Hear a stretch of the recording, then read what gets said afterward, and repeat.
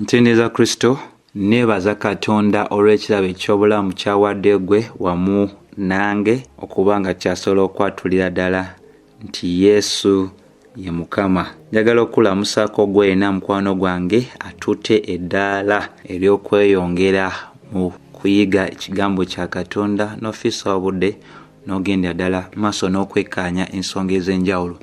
Nga bulijjo mazima Kenneth ng'era olunaku olwo njagala tutunuulire ku kitundu kyaffe ekyokusatu mu ssuula eno ey'okutaano ey'ekitabo eky'ebikolwa eby'abatume nga tutunuulira omutwe oguyitibwa okukyala kwa Agulipa owookubiri eri Festo. So olunaku olwaliro njagala tubeere nga tutunuulira okuva ddala ku lunyiriri lw'13 paka olunyiriri olw'22 era bwe tumala okusoma ennyiriri ezo tutwale akadde nga bulijjo tunyonyole lunyiriri ku lunyiriri nga tutegeera ddala amakulu agali mu ezo ennyiriri. Olw'13 lutandika nga lugamba awo waayitawo ennaku Agulipa kabaka ne Berenike ne batuuka e Kayisaliya ne bamulamusa Festo. Olw'14 bwe baamalayo ennaku nnyingi Festo n'abuulira kabaka ebigambo bya Pawulo ng'agamba nti waliwo omuntu Felix gwe yaleka nga musibe. Olw'15 bwe nali mu Yerusalemu bakabona abakulu n'abakadde ab'Abayudaaya ne bambuulira ebigambo bye nga baagala okumusalira omusango. Olw'16 ne mbaddamu nti si mpisa y'Abaruumi okuwaayo omuntu abamuvunaana nga tebannaba kubaawo mu maaso ge era nga tebannaweebwa bbanga lya kwoza bye bamuvunaana. Olw'17 awo bwe bakuŋŋaana wano saalwawo n'akatono naye ku lunaku olwokubiri ne ntuula ku ntebe esalirwako emisango ne ndagira okuleeta omusajja oyo. Olw'22 bwe baayimirira okumuvunaana ne bataleeta nsonga ya bigambo bibi nga bwe nali ndowooza. Olw'19 naye baalina ku ye ebibuuzibwa mu ddiini yaabwe n'eby'omuntu Yesu eyafa Pawulo bwe yayogerako okuba omulamu. Olw'20 nange bwe nabulwa bwe naakebera ebyo ne mubuuza oba ayagala okugenda e Yerusaalemi okusalirwa eyo omusango ogwa bino. Olw'21 naye Pawulo bwe yajulira okukumibwa okusalibwa omusango eri Agusito ne ndagira okumukuuma okutuusa lwe ndi muweereza eri Kalisaali. Olw'22 Agulipa n'agamba Festo nti nandyagadde nange okuwulira omuntu oyo. N'agamba nti enkya onaamuwulira. So ezo zennyiriri eziri mu maaso gaffe zenjagala tubeere nga tukola tutya nga tuweera ddala obudde okuba nga twekkaanya ku nsonga ey'okukyala okwa Agulipa owookubiri eri Festo.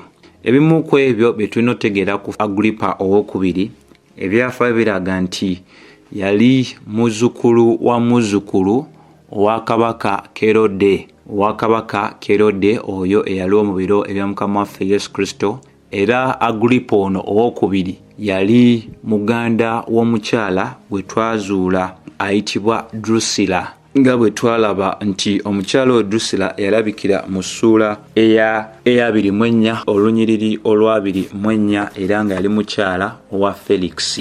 Kirala ebyafaayo biraga nti Agulipa ono owookubiri yali mwana owa kabaka Kerode oyo eyagenda mu maaso n'okubeera nga akubwa malayika oluyi era oluvannyuma n'aliibwa ekiyitibwa envunyu. Tujjukira bulungi mu bikolwa by'abatume essuula ey'e12 olunyiriri olw'21 paka olw'23. Omwami oyo yagenda mu maaso n'okuba ng'asinzibwa abantu nga bagamba nti eddoboozi lye lyali lya Katonda mwene. Omwami oyo yali azaala omwami ono ayitibwa Agulipa owookubiri. Bwe tuba tutunuulidde ku mukyala Berenike, ebyafaayo biraga nti Berenike ye yali omuwala omukulu wa Kerode oyo ow'essuula ey'e12 eyakubwa malayika oluyi. Era kitegeezebwa nti omukyala ono Berenike yali yayingizibwa mu bufumbo wamu ne muganda wa kitaawe omukulu. Era oluvannyuma lw'okufa okw'omwami we oyo gwe yali mu bufumbo naye obutali butukuvu, omukyalo ono Berenike n'atandika okubeera nga abeera ne muganda we ayitibwa Agripa owookubiri. So ebyo bye bitonotono bye tusobola okubeera nga twogera ku Agripa owookubiri wamu ne Berenike nga olunyiriri lw'ekumi bwe lugenda ddala mu maaso n'okuba nga lubalaga. Bayibuli etulaga nti waayitawo ennaku Agripa kabaka wamu ate ne Berenike ne batuuka e Kalisaliya kubuuza ku Festo. Era ekibuuzo ekiriwo lwaki batuukira mu Kalisaliya. Ekikulu ekirala ekyokuba nga tutegeera nti mu kubeera nti Agripa owookubiri yali avunaanyizibwa ku byenfuna eby'Abaruumi byonna, mwali emisolo, okubeera nga gikuŋŋaanyizibwa bulungi n'okubeera nga akwataganya ebyenfuna, kirowoozebwa nti yalina engendo ezimu ze yatambulanga mu masaza ag'enjawulo okukakasiza ddala nti ebintu byali bitambulira ddala buki bulungi. So bwe batambula batuukira ddala mu kitundu kino ekya Kalisaliya. Nga bwe twayogera ne mu masomo amala era tugenda ddala mu maaso n'okunyweza nti ekifo kino ekiyitibwa Kalisaliya kye kifo abakulembeze ab'Abaruumi kye bayinamu amaka gaabwe. So Agripa ne Berenike batuukira ddala mu kifo ekyo kye tusobola okugamba nti ge gaali amaka aga Festo, okubeera nga bamubuulizaako eyo mu maka ge. Ensonga tujja kuba nga tugitegeerera ddala bulungi lwaki Bayibuli etulaga nti mu Lw'ekumi enyweza ng'eraga nti bwe baamalayo ennaku nnyingi Festo n'abuulira kabaka ebigambo bya Pawulo ng'agamba nti waliwo omuntu Felix gwe yaleka nga musibe. Kati mu kubeera nti Festo yali anoonya okuwabulwa mu kuba nti yali yakaweebwa omulimu ogw'okubeera omukulembeze mu Buyudaaya eno, ate n'omukuba nti yali tanaba kubeera nga afuna obumanyirivu obw'enkola ey'Abayudaaya n'obuwangwa bwabwe, yeebuuza ku Agripa agambibwa okuba nti ye yali yazaalibwa nga Omuyudaaya era n'ayagala okubeera nga yeeyambisa ku kumanya kwe engeri gy'asobola okubeera nga awabulwamu mu kuteekateeka ebbaluwa gy'alina okubeera nga aweereza Kalisaali ku nsonga ekwata ku Pawulo. So ebyo byonna agenda mu maaso n'okumugamba ku nsonga ekwata kwono omwami ayitibwa Pawulo. So wakyo tuyita enkola ya Katonda mu nsi, engeri Katonda gy'akolamu emirimu gye, engeri gy'akwataganyamu ebintu mu bulamu obwa bulijjo mu nsi. Okujja kuno okwa Agripa si kwa kugwawo bugwi, wabula kyetwagala tubeere nga tutegeera nti weewaawo okusalawo kwali eribbo okubanga bajja eno gye bajja, naye ate era mu kyonna ky'onootegeera nti Katonda akwataganya ebintu byonna ng'agoberera okwagala kwe ku lw'ekitiibwa kye. Jjukira enjiri erina okubuulibwa bakabaka, erina okubuulibwa abakulembeze ku mitendera egy'enjawulo. Bajja era bamuyitira mu nsonga ya Pawulo. Pawulo ffenna gwe tumanyi kuva ddala mu Barumi 1:16 ti enjiri temukwasa nsonyi. Ogenda tegeera ebinajja mu maaso awo nti ebintu byonna nga bwe byagenda mu maaso n'okuba nga bibaawo, omukono gwa Katonda gwali emabega wa buli kintu kyonna. Bano bonna abakola bye bakola tebakakibwa, bakolanga bwe bandirowoozeza obulungi ng'omuntu onagamba ndowooza kino kikigwanidde okuba nga kikolebwa, naye ng'ate era omukono gwa Katonda guli emabega w'ebyo byonna ebigenda mu maaso n'okukolebwa. Jjukira twasomesaako era ne tulaga mu musomo eddala eraga obukulu bwa Katonda nti tewali kibeerawo era tewali kisobola kubeerawo okuggyako nga Katonda akiganyiza. Ate bwe twogera ku ngeri Katonda gy'agenda mu maaso n'okulungamyamu ebintu eby'enjawulo nti ebintu byonna ebibeerawo mu nsi kuno oba ku nsi kuno bibeerawo olw'ensonga, nti oba ensonga ebaddewo nnene oba ntono oba ekintu kirungi oba kibi, byonna birina ensonga lwaki Katonda aba biganyiza okubeerawo. So okuba nti nga bwe tulaze Festo yayagala okuwabulwa engeri gy'ali agwanidde okukwatamu ensonga eno n'okuwandiika ebbaluwa esobola okuggyayo ddala amakulu eri Kalisaali yeebuuza ku Agripa awabule amubuulire kati bw'abanga anaawabulwa yali agwanda okuddiŋŋana okuddamu emboozi yonna nga bwe twagirabira ddala mu nnyiriri ezisookera ddala mu ssuula eya 25. So olunyiriri olw'15 lugamba nti bwe nali mu Yerusaalemi bakabona abakulu n'abakadde b'Abayudaaya ne bambuulira ebigambo bye nga baagala okumusalira omusango. Kati bino abiddamu abibuulira Agripa. Biki ebyatuukawo luli bwe yagenda e Yerusaalemi? Nsonga ki gye yasanga eyo? Nti bwe yagendayo kwagala okumanyigana ne bana abantu n'okutegeera emirimu gyagitambuzibwa gitya mu ggwanga lino n'okusinsikana n'abamu ku bakulembeze baamutuukiza ku nsonga za Pawulo. Nga bwe twalaba nti enkyukakyuka mu bukulembeze ate yakomyawo bukomi omugendo guli ogwali gwasirisibwamu okuba nga ate guddamu buto okuba nga banoonya engeri gye bakomya Pawulo. Ebigambo bino byali agamba Agripa bye bigambo ebimu bye twalaba mu lunyiriri olwokubiri n'olunyiriri olwokusatu gwe eyali wamu nange ku mulundi ogwo. Olw'16 Bayibuli etulaga mu Olw'16 ne mbaddamu nti si mpisa y'Abaruumi okuwaayo omuntu abamuvunaana nga tebannaba kubaawo mu maaso ge era nga tebannaweebwa bbanga lya kuwoza bye bamuvunaana. Kati bino byonna bitwagenda mu maaso era ne tulaga nti bino tebibeerawo bubeezi. Kati bano bakijjawo Abaruumi abatali Bakristaayo, bakijja muno obwenkanya bugwanda okubeerawo eri abavunaana n'oyo gwe bavunaana. Kulowooza bigwawo bugwe? Waliwo afuga ensi eno era waliwo ensonga lwaki ebintu byalinga nga bwe biri. So kino kyalina okuba nga kibeerawo embeera bweti nti baleme kuvunaana buvunaanyi Pawulo naye aweebwe naye akadde okuba ng'agenda mu maaso n'okwewozaako. Mu kwewozaako alina amuuli amalungi g'agenda okuyisaawo.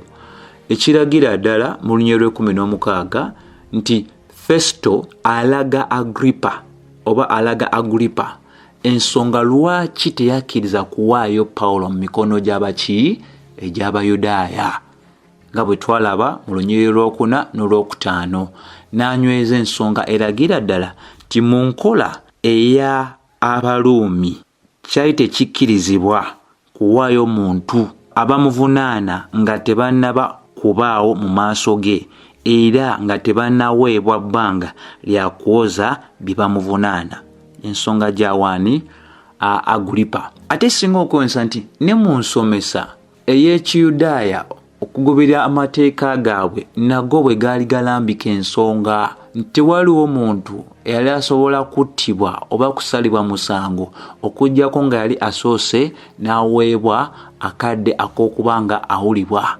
Ensonga eyo eragibwa ddala bulungi mu Yokaana essuula ey'omusanvu olunyiriri olw'5 paka 52. Bino abiddamu nga bwe byaliwo mu nnyiriri ezisookera ddala mu ssuula eya 25 abibuulya Agripa kubanga anoonya okuwabulwa kubanga teyalina bumanyi livubumala ku nsonga ey'Abayudaaya. Kati ayitiramu ono Omuyudaaya amuyambeko ebbaluwa emba ndi wagiwandiika ngiwandiike ntya kweno ensonga kubanga omusajja siina musango gwa naggomola gwe mulabako.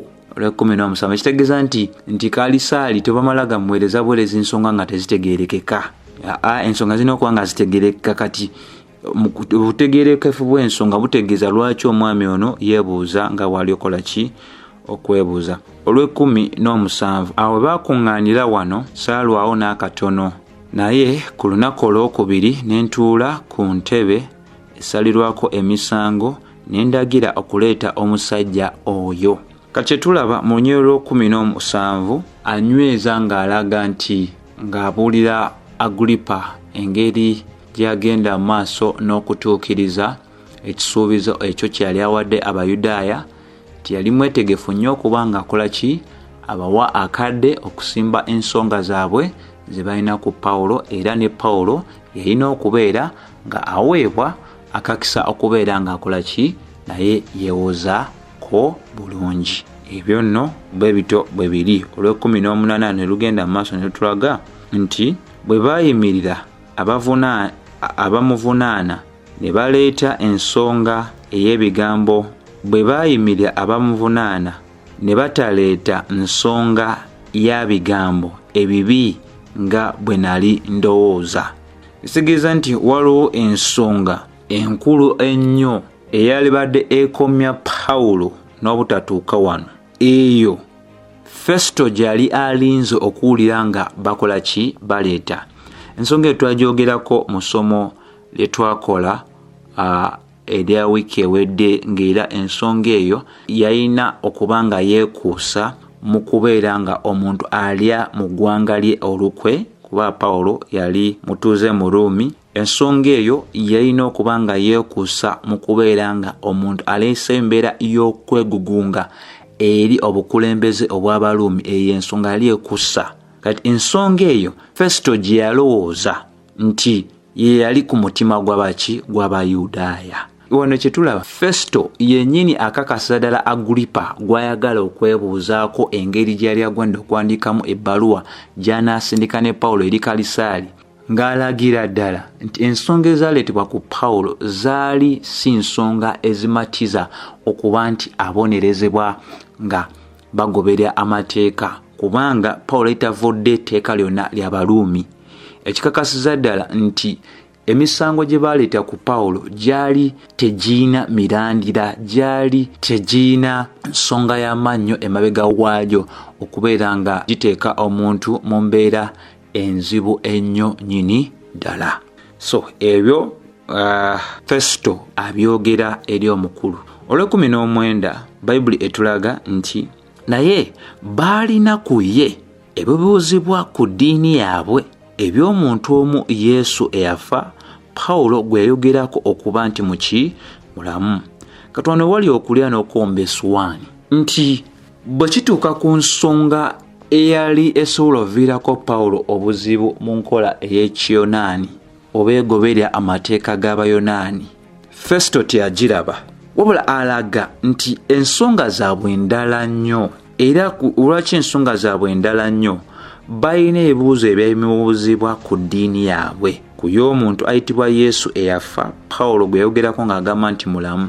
Kati ekyawandiikibwa kye kimu, olunyiriri olwo olw'e19 lutulagira ddala nti eddaala ery'obutamanya ebya Festo, nti okunyoomereza kuno okuli mu bantu abatannaba kutuuka kutegeera obukulu obwa Mukama waffe Yesu Kristo, amwogerako bwogezi ng'omuntu ali awo, ng'omuntu owa bulijjo, ng'omuntu atalina makulu.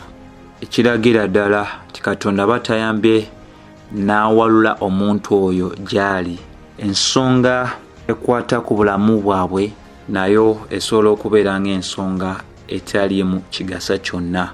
Obulamu bwa Festo bwali buyimiridde ku ono gwe yali agaya, gwe yali ayogerako nga atalina makulu. Obulamu bwe bw'okusonyiyibwa ebibi nga buli ku Kristo. Obulamu bwe obw'okusalibwa omusango gw'olubeerera nga buli ku Kristo. N'engeri gye yamwogerako mu ngeri ey'ekisaazisaazi. Eraga nga bo ng'Abaruumi, ono omuntu si mukulu eri ffe, tetulina kuba nga twenyigera mu bino otwala tugende. Naye ebyo Bayibuli byetulaga bitulagira ddala nti Festo naye yali talina bwaguvaamu omusango guno. Festo yali awulidde ku njiri. Yamanya atya okufa? Yamanya atya obulamu obwa Mukama waffe Yesu Kristo?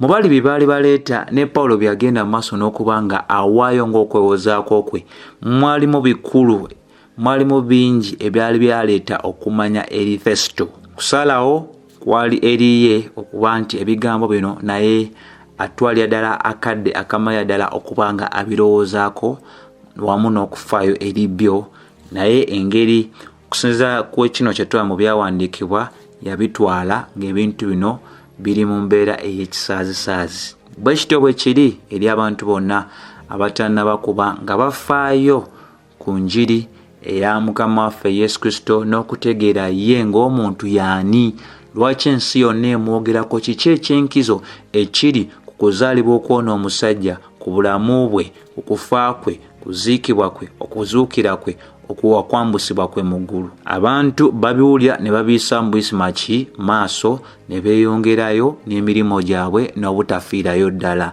Nsonga ya bulamu na kufa.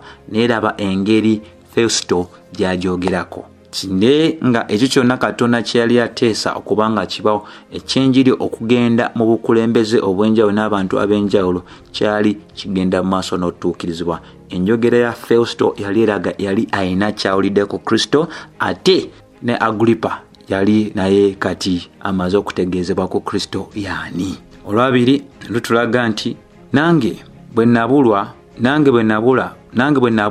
bwe nakebera ebyo ne mubuuza nga ayagala okugenda e Yerusalemu okusalirwa eyo omusango ogwa bino.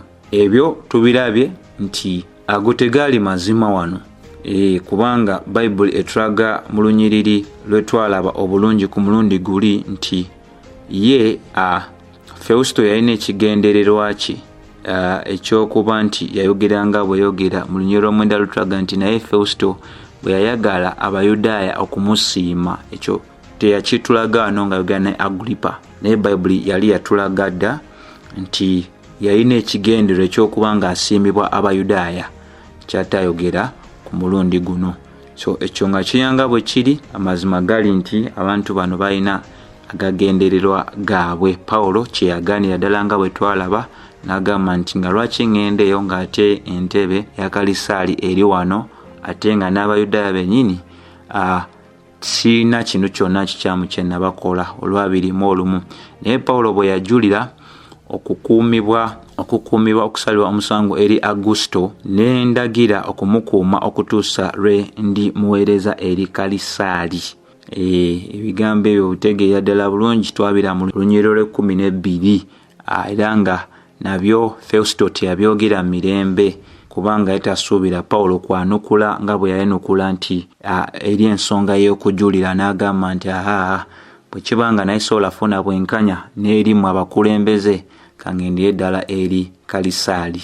So mu Lwabiri Agripa n'agamba Fesuto nti nandyagadde nange okuwulira omuntu oyo, n'agamba nti enkya onaamuwulira. So awo we tuli era tukkiriza ddala ti mu kitundu kyaffe ekinaasembayo mu ssuula eno tujja kubeera nga tulabira ddala ensonga ya Pawulo okuyimirira maaso ga Agripa, okubeera nga attanyiza ddala. Bonna bali kweseetinga naye tebamanyi enjiri okubeera nga ebatuukirako ddala bulungi ddala. So buli agala otegeera nti lwaki musibe, ye yasibirwa ki twala tugende, abuuza nga abuuza olw'ekigendererwa ekirungi. Ng'abakulembeze baagala otegeera gwe lwaki oli mu mbeera eno, naye emabega w'ekyo bali kwesabira njiri kubanga ekola ki ng'ebatuukako. So mikwano tesobola kuba nga tusukkawo wano, wabula ogamba nti ekisa kya Mukama waffe Yesu Kristo kibeere eri mmwe mwenna. Amiina.